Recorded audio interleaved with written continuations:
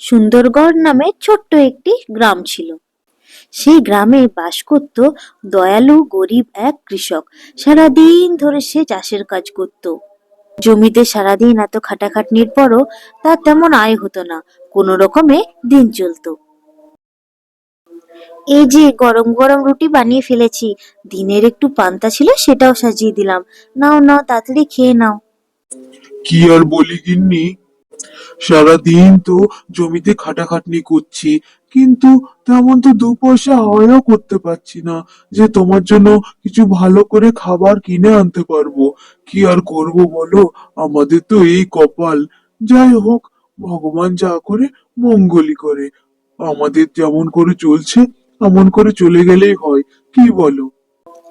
আচ্ছা, তুমি এত চিন্তা করে কেন বলো তো? তুমি তো জমিতে কাজ করছো, ফসল ফলাচ্ছ, আর কি চাই? তুমি সেই ফসল বিক্রি করবে, যতটুকু আয় হয় আমাদের চলে গেলেই হলো। আর অত চিন্তা করার দরকার নেই। নাও নাও, খাবারটা ঠান্ডা হয়ে যাচ্ছে।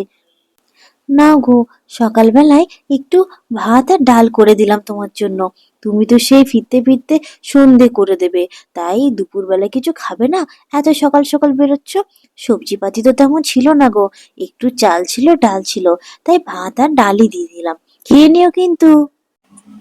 হ্যাঁ গিন্নি, তুমি তোমার জন্য রেখেছো তো একটু ভাত, না পুরোটাই আমাকে দিয়ে দিলে?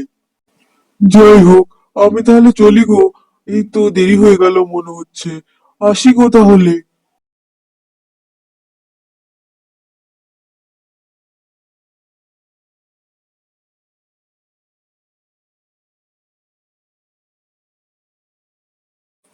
শীতকালে রোদটা বেশ ভালো লাগে।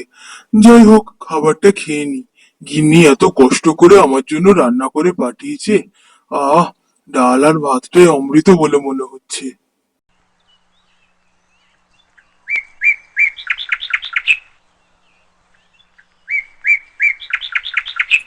এই যে বাচ্চা, অনেকদিন কিছু খাইনি, পেটে কিছু পড়েনি গো।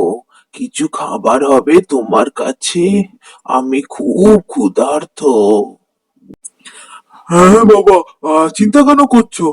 আমার কাছে তো এই ভাত ডাল আছে, তো তুমি এটাই খাও, পেট ভরে খাও। আমার কাছে তো দেওয়ার মতো আর কিছু নেই তোমাকে। তুমি বরং আমার এই খাবারটাই খাও, তোমার পেটটা দেখবে একটু না হয় ভরবে। না বাবা, নাও খেয়ে নাও।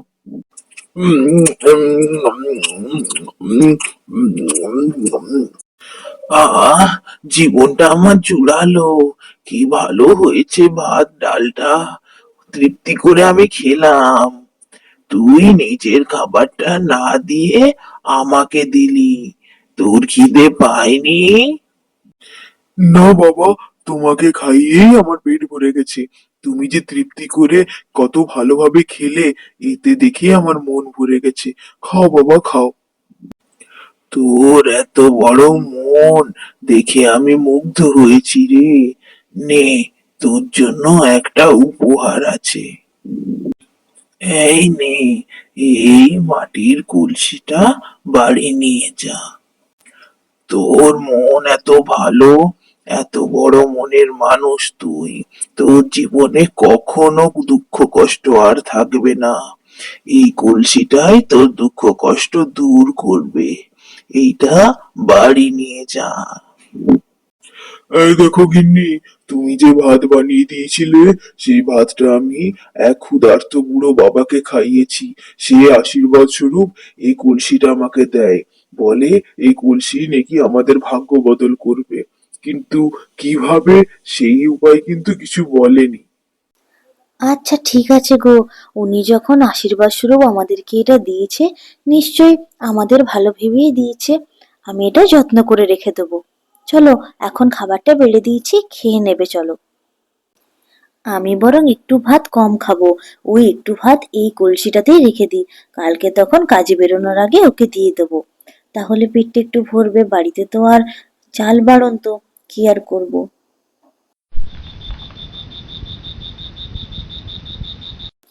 এ কি, আমি যে এতটুকু মতো ভাত রেখেছিলাম এই হাঁড়ির মধ্যে, এ তো উপচে পড়ছে ভাত। তার মানে এটা কোনো সাধারণ হাঁড়ি নয়, এর মধ্যে যাই রাখবো সেটা উপচে উপচে পড়বে। এ কি করে সম্ভব? ওগো ওঠো ওঠো, দেখো কি অবস্থা দেখো। কি হলো কি? এত ডাকাডাকি কেন করছো? আর হাঁড়িতে এত ভাত তুমি কখন রান্না করলে? হ্যাঁ হ্যাঁ, সেটাই বলার জন্য। রাত্রেবেলায় একটু ভাত বেঁচেছিল, সেটাই আমি হাঁড়িটাতে তুলে রেখেছিলাম। সকালবেলায় দেখি হাঁড়িটা উপচে ভাত। এটা তার মানে কোনো জাদুই হাঁড়ি, কোনো সাধারণ হাঁড়ি নয়। উনি আশীর্বাদ স্বরূপ আমাদেরকে এই জাদুই হাঁড়ি দিয়েছেন। এটার মধ্যে যাই রাখবো তাই উপচে উপচে পড়বে। দেখলে গিন্নি, ভগবান আমাদের ঠিক সহায় আছেন। ওই বুড়ো বাবা সাধারণ কোনো মানুষ নন, উনি ভগবান ছিলেন, আমাদের আশীর্বাদ স্বরূপ এই হাঁড়িটা দিয়েছেন। ঠিক আছে, তাহলে আমি এক কাজ করি, দাঁড়াও আমি এক্ষুনি আসছি।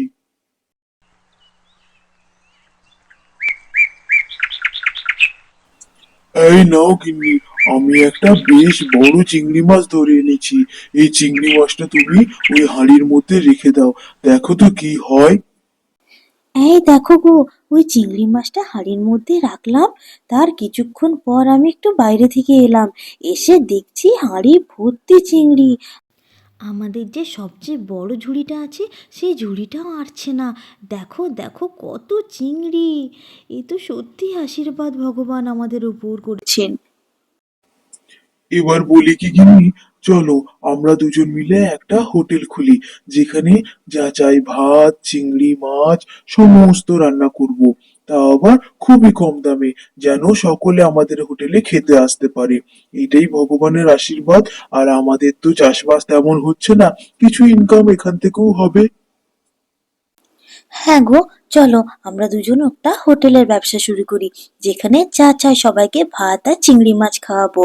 আর সেটা সকলের ভালোও লাগবে খেতে। চলো চলো।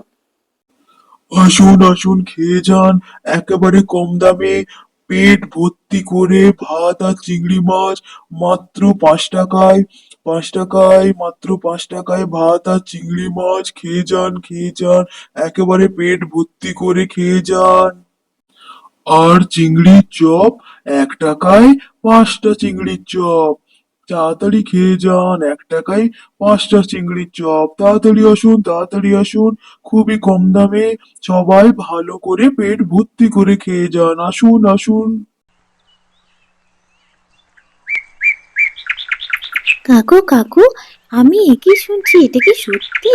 তোমরা চিংড়ির চপ 1 টাকায় 5টা দিচ্ছ? আর আর অনেক সস্তায় ভাত চিংড়ি থালি? মানে এটা আমার বিশ্বাস হচ্ছে না।